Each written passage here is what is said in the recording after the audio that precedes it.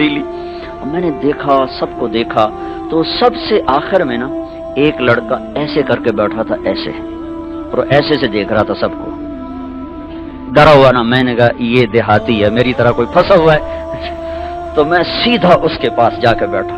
اس دن اس سے دوستی لگی 1964 اور اب 41 سال ہو گئے، آج تک اس سے ہماری یاری نبھ رہی.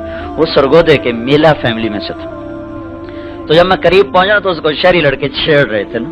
اس کا ذرا ناک تھا کافی لمبا، تو اس کہتے چوہا، وہ کہتا تھوڑی ماں ہوں، اور چوہا کہتا تھوڑی بہن ہوں. تو مجھے پکا یقین ہو گیا کہ یہ جو گالیاں دے رہا ہے نا یہ وہ میرا ہی برادری ہے.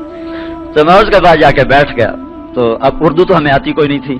میں کہ کتھو دائیں آندھا سرگود دے دا.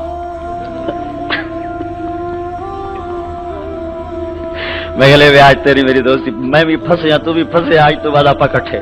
تو بس ایک ہی ڈیسک پہ ہم جو چلے چلے چلے، پھر ایک آدھ ہمارا سیکشن آگے جا کے بدلا، لیکن آج تک ہماری دوستی پکی ہے. تو آپ کو دیکھ کر مجھے اپنا وہ بچپن اور وہ ہاسٹل، وہ اسکول، وہ سارا کچھ ایسے جیسے ماضی کے پٹ سارے کھل گئے ہوں اور گردش ایام نے پیچھے مجھے دھکا دے کر اپنے ہاسٹل میں پہنچا دیا ہو. آپ سب کو دیکھ کر وہ مجھے اپنا ماضی یاد آ رہا ہے. تو میں یہ آپ سے کہنے آیا تھا کہ اس زندگی گزارنے کے کچھ اصول ہیں.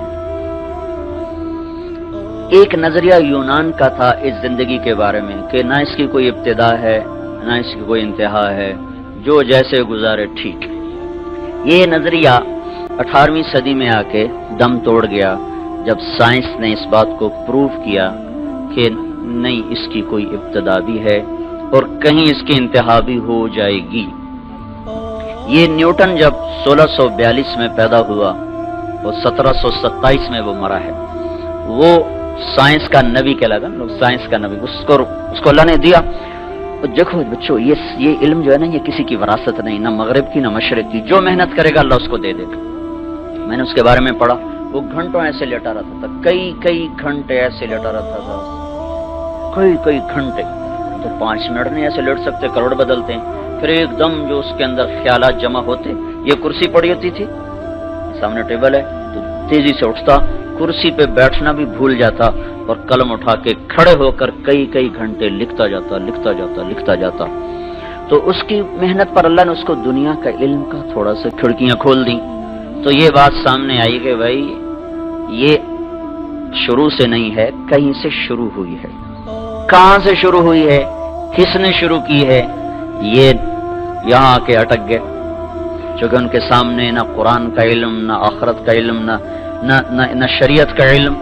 تو کچھ ان کی جو ٹوٹی پھوٹی شریعت باقی ہے اس میں اتنا وہاں بھائی اس کو خدا نے بنایا، اس کو اللہ نے بنایا. 1711 میں ایک سائنسدان پیدا ہوا جرمنی میں، ایڈورڈ ہیوم. وہ 1778 میں مرا ہے. تو نیوٹن نے یہ بتایا کہ یہ کائنات ایک سائنٹیفک طریقے سے چل رہی ہے، ایک آٹومیٹک سسٹم ہے جس کے تحت چل رہی.